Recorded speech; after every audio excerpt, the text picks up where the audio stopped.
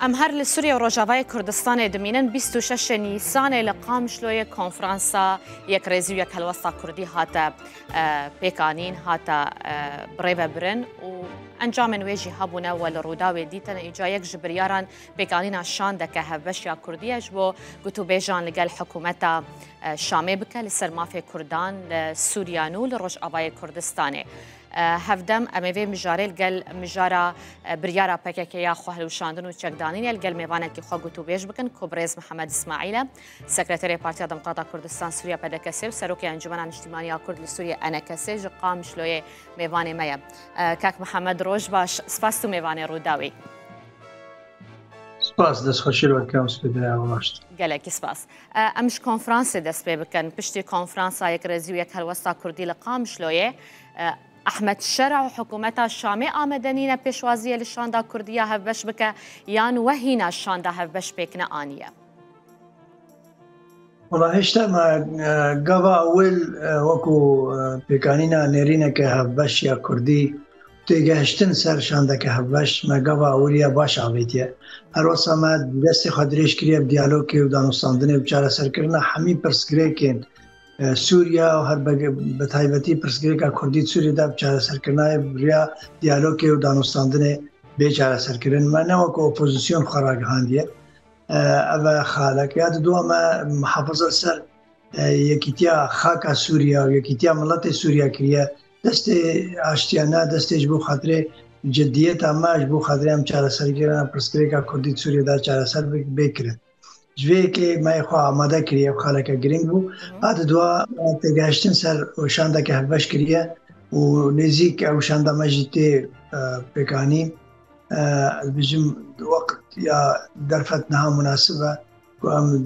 بیو نها هفته کده ام یه آماده بلگو ام کار شامه يعني جنها حتى ايرو چارشمه جنها حتى چارشمه به شاندا و پیک هاتیه و بری خوشی دای شامه نگوتی چهارشنبه به ده جنها هفته بله هفته ده روز هفته کی ام ان شاء الله ما تگشتنا کی باشه سر شاند کریه و پیکات شانده از بجیم چه آریشا پیدا نابن هنک مسئله ما دانستهن دا تکنیکی انا هنک مذکرن سر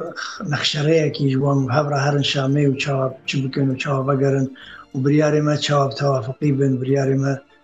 چه شکلی بین دانستاندنا بی وفدی تکیلیا بی وفدی بحضور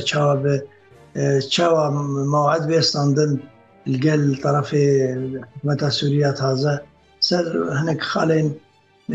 و بی رکفتنه که و بی امذکرن بین هر دو علیاده جوام زانه بنام چه آوایی گهرن شامل يعني بشتي كونفرانسي كاري هفشكو وكريا حتى نهاد شبويه تنها پشتی کنفرانس ما را گهاندر کریه ما کیف خوشی ملت خورده باش کریه بو اب زمینه پیدا بوید ناو جوادا کردی دا ما حس کریه گفت زمینه ها تگهشت او که تکلیه کی باش قشد ما پارتین سیاسی کردی دا جی به حلاندن و دانستاندن که چه به هدی زمینه که باش یا پیدا بویه و همی الهیویا کاروبارن بار دورو برجی او تشتگو پروسس آشتی اگر کردستان ترکیه جی دست بده به اوجی کارگری خالصر کارمت که به زمینه های باش پیک هاتیه و تشتکی باشه و جدیه یادی جی من تا اطراف پیوندیدار آگهدار دکن او اطراف یک جی جانب امریکیه یک جی جانب هر وساکات مظلوم عبدیه نری سروکه جا مسعود برزانیه او اطراف جی مایل يعني آگادار کردن بو خاطر ام تگشتنا کی چه که سر او شاندا گو به چه کردن به امضا کردن رکفتنا گودنا مدا بری گو ام هر شامه شاند و چند کسان پیک ورا والله شاند يعني نمشتر گو تگشتن بس هیچ امضا نبیه ام حستین گو امضا ببرج از کاربن بیجم و چند کس بن زانیاری مد بیجن و 10 کس بن يعني خيارك هي يكجي نهبن يعني دهبن خيارك هي حفظن حتى ني مذاكرينها بيجن صوا تشتكي دي سلام زببه تشتكي هات مذاكرين هات راجعندن از بيجن باشترا قوام يعني ما تێگەهشتنێکی سەر شێوازی شاند بێ چێکردن ئەلبێژم چ زەحمەتی ئەوسا زێدان نەمایی تو ئالۆزی نابێنی بە نەمانە. مامۆستا محەممەد یعنی پێکانینا شاندێت خوازم وێ ناس بکەم وێلگۆری شارەزا و پسپۆریە ئەندامێن شاندێ بە یانجی بە تەوافقا ئەلیەن سیاسی بە؟ حتى نهاب توافق شاند وخواب توافق عالية سياسية شاند وي كوميتين بشتفان شخرا تشيكيش بو خاطريك خلقي بسبور وبو شيوري وبو مسالة يعني بروفيشنال او شاند شيوري بشت شاند. باشا هل وستاتون ديا حكومة سوريا لديجي كونفرانسا قامشلو كو يعني هون دبینن تو نشانك خراب نشاني و ددكو ده صلاة داريانو يا شامينا خوازا ما في كردان بدا؟ أمنها ندوي واريقو تفسير بكن هلويستا شاندا شامي هلويستا حكومتا تازايا الشامي قد يجي ملاطي مايا حتى أنها معه تقاشتن تشينا بيالجمع أنه تجي مايا هاتيو كاراني هناك ملاحظات خرسر كفتنا نابينا وهيزن سوريا ديمقراط ده أو مسألة تكتيكي وفني ومسألة عسكري وإداري وقضايا تكنيكي بيو تيجاشتني خو ملاحظات خلصر دانا بس ملاحظات خلصر قضية كردي وملاطي كرد وهبوناوي وتشتبو أساسية نغروكا نيرينا كرديها بجدة حتى أنها تشتكي شاش تشتكي خراب حكومتها شامينا قلت درباري ملاطي ما يكون أو حتى أصلا كده داخل يعني خدا بحثا برشكرنا سوريا كربشتي في كونفرانسي برسا فدرالية هاري زيدا ام تاكيد كل نرينا مدى خويايا ديارة مدستي هلو دانوستاندنا دريش كريا وما محافظة سوريا كتيا عرض سوريا كريا وما محافظة سوريا كتيا ملاطي سوريا كريا ما نقول يا ما قلت يا مي ديالوج ودانوستاندنا شار سر بكن برسكيرا كردي ما قلت يا مي بشر والجنگ والجهازة كعسكري تشيكن هار نجوم يوابك ما تشتكي تبحثا شركر دخوازن بما برسمجي ديار كرنا أحمد هايس أبو حاتم شقرة وكفرماندار فرقية نافچه جزيرة روشاوای كردستاني نشانه ويكي كودبك و بلانك السربازي هبج و إيريش كرنا سروش أواي كردستاني؟ والله مطرسياوي نسبتي ملاطي ما هيا يعني نسبتي هيزي كردي نسبتي ملاطي كرد مطرسياوي هلويستا هيا ام حست كان جو تشقا قاربنا مستريا جنابنا ديالوكي ودانوستاندنا راكن زحمتيا راكن شيترا جو ام قاربن زوزو بنت جاشتنا لنا مصير سوريا مصير ولاتك انا مصير عليكي سياسي تانية يعني رغبة بيت فيانين شخصك كساتيا يعني انتقاماتها بك اگر ابو حاتم ابو شقرة يا تشيا ناكوكي وتوتر نابناوي وهنك هيزي بري ذهبون بري بركي نابنا احمد الشرع طاقمي وقالك خلقا ذهبوا أو صفحة لازم بيقول باندن ام حمي آلي المصلحة سوريا بنار المصلحة ولاد بنار بيشاروجا بملاطي برو آراميكي دوي هر إيرو روز زمينة كناف دولتي جي پیدا دبه بو راكرنا سزا سر رجيمي بو آريكاريا ملاطي سوري هدوي بلايا كي بدرجة كي ملاطي سوري وحكومتها تازايا سوري أو يعني أريشان راكا وزحمتيا راكا بهي لقو آرامي وبهي لقو هيوي كي نام ملاطي سوري دا چه بگو كارب بزوج بزگري خواش على سرب سوريا برو قناعك بيش كتنه وقش بيدانه هنا هنا دا خوازا گوهرتنا بي فرمانداري بكن كو فرماندار لسرنافچه جزيرة؟ مثلا ما وكو حركات سياسية كردية ندجي شخصا كينا ندجي حزبك هيزا أواكينا دا خواز كاري ملاطي خوانا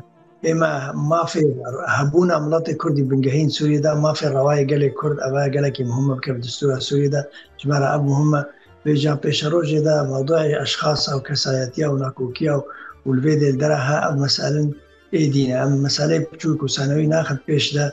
بر بيش أو باوري بهبونا إنه سوريا بدولتك أننا بندي دولتك فرع حزبي دولتك فرع آيين دولتك جهة هركسي تذهب وتايبتي جهة ملاطي كرد وهبونا بنجهين وما في رواية قال كرد إذا بديار كرد أبيا سلكة ما بس تقل بنجه ومهمة جمرة. جبوه که گلو روشاوای کردستان پیوستی خواب هولدانه که نین الگل ولاتین نافچه ولاتین جهانش بو چاره سرکرنا که شیا روشاوای کردستانه؟ ایرو ام موقع ملت کرد کردستان روشاوای کردستان سوریا ام نتنینه يعني خلككي هي حمي أطراف الناف دولتية بيوانديدار ياخد الرول سوريا دا الحقي ملطي مدرونين هجر أم براستيجي دست ديالوج دريش كان نمطي شر وجنگ وزحمتية هجر أم فعلا محافظة سرية كتير ملطي سوريا بكن جوي كي أم بينن يعني هجر روس من هجر أمريكان من هجر آليين حقيقة ناف دولتي من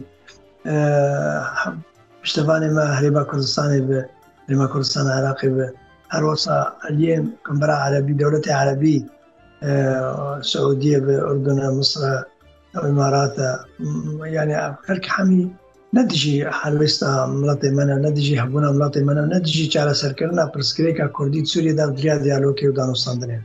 فأفج مالا ريكي هنكي فكريا أم هنكي بدلك راحت بروي قناقة وأم بجد درفتك زيرين أجملاتي مرق أم كهربن نونراتي راستقينا أملاتي خوبك نونراتي قضية خوبك بيت تندو تيجي بي زحمتي بي طنقاوي بي ناكو كيد نام خو حمي عليين سوري باشا